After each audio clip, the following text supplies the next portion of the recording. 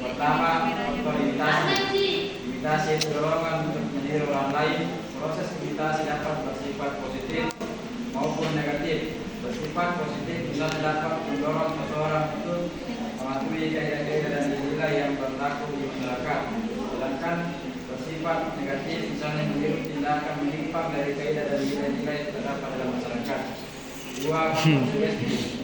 Sugesti itu suatu proses individu memberikan pandangan atau sikap dari dirinya kemudian diterima oleh pihak lain sehingga seseorang menerima tingkah laku tanpa adanya kritik dari individu yang bersangkutan. Sugesti secara psikologis diartikan sebagai suatu proses di mana seorang individu menerima suatu cara penglihatan atau pedoman tingkah laku dari orang lain tanpa kritik. Faktor ini seperti halnya dengan imitasi, mempunyai perasaan penting dalam kelangsungan interaksi sosial.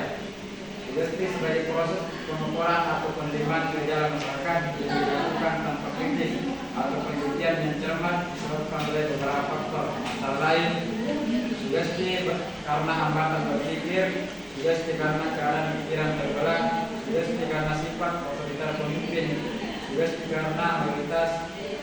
Tiga, faktor identifikasi. Faktor lain yang mempengaruhi interaksi sosial adalah dorongan untuk menjadi identik. Identifikasi adalah suatu proses dorongan untuk menjadi sama dengan orang lain.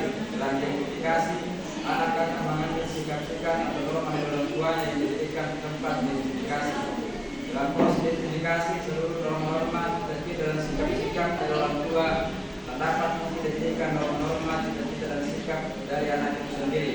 Dan terakhir, faktor simpati. Simpati merupakan perasaan di mana seseorang merasa tertarik dengan pihak lain. Dorongan utama simpati adalah suatu keinginan memahami pihak lain dan bekerja sama dengan pihak tersebut. Sekian dari saya.